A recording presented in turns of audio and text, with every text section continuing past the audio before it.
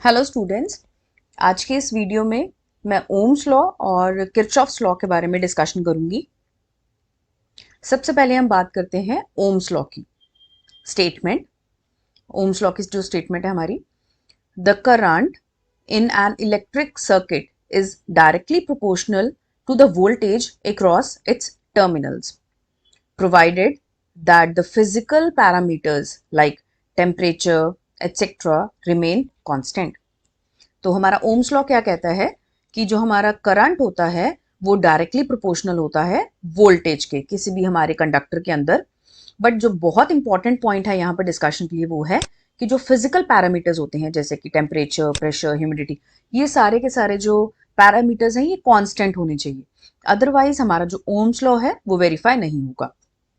तो मैथमेटिकली हमारा क्या हो गया, I is directly proportional to V। अगर हमें इस प्रोपोर्शनल सिंबल को हटाते हैं तो हमें एक कांस्टेंट को इंट्रोड्यूस करना पड़ेगा, और जो हमारा कांस्टेंट होता है उसको हम बोलते हैं रेजिस्टेंस, कैपिटल R। और इस कैपिटल R रेजिस्टेंस की वैल्यू दी जाती है R is equal to rho L upon A। जो रो होता है हमारा वो होता है resistivity, L length of conductor, और जो A होता है वो होता है एरिया ऑफ कंडक्टर, जो हमारा क्रॉस सेक्शनल एरिया होता है कंडक्टर का, जैसे आप यहां पर देख सकते हैं, राइट। मटेरियल विद रेजिस्टिविटी रो। अब किरचॉफ लॉ डिस्कस करने से पहले हम कुछ सर्किट डेफिनेशन के बारे में डिस्कस कर लेते हैं, जो हमें आगे जाके हेल्प करेगा केवीएल केसीएल को ज्यादा अच्छे से अंडरस्टैंड करने के लिए। सबसे पहला पॉइंट है हमारा नोड। तो नोड क्या होता है, any point where two or more circuit elements are connected together. तो यहाँ पर to or more circuit elements, elements जो है यहाँ पर सबसे इंपॉर्टेंट पॉइंट है सर्किट एलिमेंट्स। सर्किट एलिमेंट जैसे हमारा वोल्ट पावर सप्लाई हो गया हमारा, और इसके अलावा हमारा हो गया करंट सोर्स हो गया या वोल्टेज सोर्स हो गया, या फिर हमारा रेजिस्टेंस हो गया, इंडक्टर हो गया, कैपेसिटर हो गया। तो ये सब एग्जांपल्स हैं हमारे सर्किट एलिमेंट्स की। Wires usually have negligible resistance, ये पॉइंट नंबर 1 हो गया हमारा। और each node has 1 voltage with respect to ground. तो हमारे पास हर एक नोड के ऊपर एक ही वोल्टेज होता है विद रिस्पेक्ट टू ग्राउंड। तो ये हमारा हो गया नोड। सेकंड है हमारा ब्रांच। अब ब्रांच क्या होता है, a circuit element between two nodes. फिर से यहां पर हम सर्किट एलिमेंट की बात कर रहे हैं, क्योंकि इसलिए मैंने आपको बोला था कि सर्किट एलिमेंट बहुत इंपॉर्टेंट पॉइंट है। तो हम उसी चीज को हम ब्रांच एक कंसिडर करेंगे जहां पर हमारे पास सर्किट एलिमेंट होगा और दो नोड्स के बीच में होगा। और लूप क्या होता है, collection of branches that form a closed path returning to the same node. तो वो वापस उसी नोड के ऊपर आएगा without going through any other node और ब्रांचेस ट्वाइस। तो ये हमारा हो जाता है लूप। चलिए स्टार्ट करते हैं। हम सबसे पहले ये एग्जांपल ले लेते हैं, और इसमें हमें काउंट करना है कि कितनी नोड्स, ब्रांचेस और हमारे पास लूप्स अवेलेबल हैं। तो सबसे पहले हम नोड्स की बात करते हैं। As per the definition of node, हमारे पास जहां पर दो या दो से ज्यादा सर्किट एलिमेंट्स मीट कर रहे हैं हम उस चीज को नोड कहते हैं। ठीक है, तो सर्किट एलिमेंट्स की बात हो रही है। अब हम स्टार्ट करते हैं अपने सर्किट नोड्स के ऊपर। देखिए, सबसे पहले हमारे पास ये एक नोड हो गया जहां पर Vs और R1 कनेक्ट हो रहे हैं। दूसरा है हमारे पास R1 और R2 जहां पर मीट कर रहा है। अब देखिए, यहां पर कोई भी सर्किट एलिमेंट अवेलेबल नहीं है इस पॉइंट से लेके इस पॉइंट तक। तो ये एक बहुत कॉमन मिस्टेक है स्टूडेंट्स करते हैं कि वो इसको अलग नोड ले लेते हैं, इसको अलग नोड ले लेते हैं और इसको अलग नोड ले लेते हैं, which is wrong because technically we don't have any circuit element over here. अगर यहाँ पर कोई सर्किट एलिमेंट ही नहीं है तो हमारे पास एज पर डेफिनेशन ही अलग अलग नोड नहीं होंगे। इसीलिए ये पूरा का पूरा जो पॉइंट है हमारा वो एक सिंगल नोड अवेलेबल है।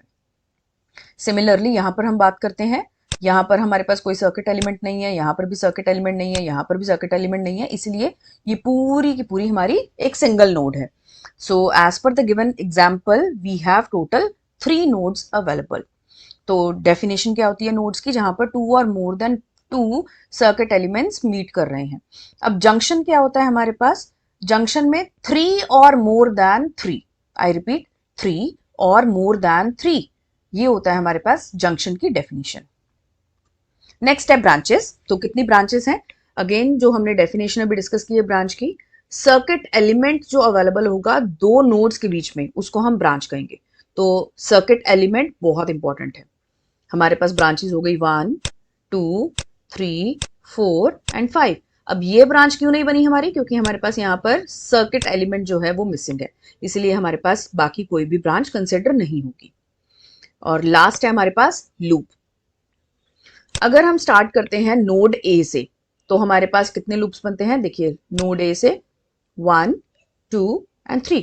सो हमारे पास टोटल 3 लूप्स हो जाते हैं, क्लोज लूप जिनको हम बोलते हैं, अगर हम नोड ए से स्टार्ट करते हैं। सिमिलरली नोड बी से और अगर नोड सी से हम स्टार्ट करते हैं, इट में वेरी। तो total 3 loops if starting at node A. अब हमारे पास जो नेक्स्ट टॉपिक है, किरचॉफ्स लॉ।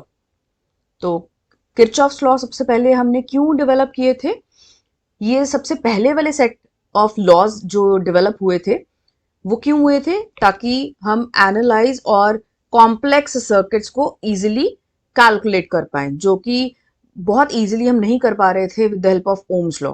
तो केवीएल केसीएल ने कहीं ना कहीं हमारी जाके बहुत हेल्प की, हम कॉम्प्लेक्स सर्किट को बहुत इजीली एनालाइज कर पाते। अब हमारे पास दो किरचॉफ लॉ होते हैं। पहला होता है हमारे पास किरचॉफ करंट लॉ, जिसको हम केसीएल जनरली बोलते हैं। दूसरा होता है हमारे पास किरचॉफ्स वोल्टेज लॉ, जिसको हम केवीएल बोलते हैं। हमारा फर्स्ट लॉ है किरचॉफ्स करंट लॉ। अब किरचॉफ्स करंट लॉ जो होता है वो काफी वेज में हम उसको डिफाइन कर सकते हैं। पहली डेफिनेशन है हमारी कि जो अलजेब्रिक सम होता है सारे करंट किसी भी नोड के ऊपर, दैट इज इक्वल टू 0। यानी कि इस नोड के ऊपर हमारा जो टोटल करंट होगा वो 0 के बराबर होगा। इसकी एक और हमारे पास स्टेटमेंट है, sum of current entering a node is equal to sum of current leaving a node. यानी कि जितना भी करंट टुवर्ड्स जंक्शन जा रहा है या टुवर्ड्स अ नोड जा रहा है, वो किसके इक्वल होगा? जो हमारा करंट है सारे, वो जो नोड को लीव कर रहे हैं। यानी कि I1, क्योंकि ये टुवर्ड्स जा रहा है, एंटर कर रहा है, plus I3 plus I4 is equal to I2 plus I5। तो ये जो हमारा KCL होता है ये किसके ऊपर बेस्ड होता है? Law of conservation of charge के ऊपर। तो मैथमेटिकली हम इसको लिख सकते हैं summation of I, that is total current at any node is equal to 0। Next है हमारे पास किरचॉफ्स वोल्टेज लॉ, केवीएल। अब केवीएल हमारे पास क्या स्टेट करता है? The algebraic sum of all the voltages around a closed path, या हम जिसको लूप भी बोल सकते हैं, इज इक्वल टू 0। यानी कि sum of voltage drops is equal to sum of voltage rise. और हमारा जो केवीएल होता है, किरचॉफ्स वोल्टेज लॉ होता है, वो किसके ऊपर बेस्ड होता है? Law of conservation of energy. और मैथमेटिकली हम इसको क्या लेते हैं? Summation of V, that is the total voltage in any close loop is equal to 0। अब साइन कन्वेंशन की बात कर लेते हैं। जब हम केवीएल में कोई भी इक्वेशन लिखेंगे तो साइन कन्वेंशन बहुत इंपॉर्टेंट रोल प्ले करता है। तो साइन कन्वेंशन हम किस तरह से लेंगे? सपोज कर लो हमारे पास ये एक बैटरी है E, और this is the direction of current. और अगर हमारा डायरेक्शन ऑफ करंट जो होता है that goes from negative to positive, that means it is increasing. So we in such cases we take positive E, that means the sign will be plus. On the other hand, अगर हमारा जो direction है current का वो जा रहा है from positive to negative, that means it is decreasing. तो इन केसेस में हम क्या लेते हैं? Minus E. एक कॉमन मेथड है जिससे आप हमेशा याद रख सकते हैं कि क्या सिंबल लेना है। जो सिंबल हमेशा बाद में आता है हम उसको कंसिडर करते हैं। जैसे यहाँ पर बाद में पॉजिटिव आ रहा है तो हमने पॉजिटिव ले लिया, यहाँ पर बाद में नेगेटिव आ रहा है सिंबल तो हमने नेगेटिव ले लिया। सेम चीज हम अब अप्लाई करके देखते हैं इस सर्किट डायग्राम में केवीएल को। तो एज पर फर्स्ट डेफिनेशन हमारे पास क्या था कि जो टोटल वोल्टेज होता है हमारा दैट इज इक्वल टू 0। अब हमने ये वाला लूप ले लिया है, क्लोज लूप, और this is the direction of current. तो हमारे पास क्या होगा? अब देखिए, नेगेटिव से पॉजिटिव, तो नेगेटिव से पॉजिटिव अभी हमने बात की, हम क्या लिखेंगे? Plus V1। ये जा रहा है पॉजिटिव से नेगेटिव तो यानी कि माइनस V2। नेक्स्ट भी जा रहा है हमारा पॉजिटिव से नेगेटिव तो माइनस V3। और लास्ट हमारे पास जा रहा है नेगेटिव से पॉजिटिव तो ये जा रहा है हमारा plus V4। And finally positive से नेगेटिव हमारा जा रहा है V5 तो minus, this is minus V5 is equal to 0।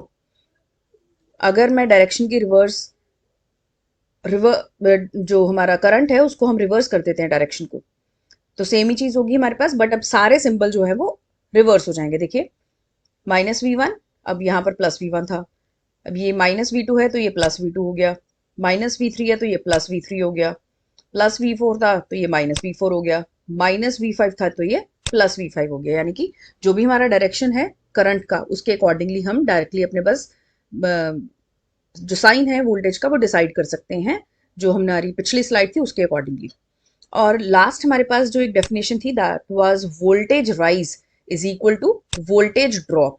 Rise यानी कि इंक्रीज हो रही है वोल्टेज, ड्रॉप यानी कि वोल्टेज हमारी डिक्रीज हो रही है। तो देखिए राइज क्या हो रहा था, V1 राइज हो रहा था और V4 राइज हो रहा था, और ड्रॉप क्या हो रहा था, ड्रॉप यानी कि पॉजिटिव से नेगेटिव पे जा रहा है, V2 V3 और V5। तो हमारे पास जो सेकेंड डेफिनेशन थी उसके अकॉर्डिंगली भी हमारे पास सेम ही बिल्कुल एग्जैक्ट सेम इक्वेशन आती है with the help of Kirchhoff's voltage law. So this is all about Kirchhoff's law, Kirchhoff's current law as well as Kirchhoff's voltage law. Thank you so much.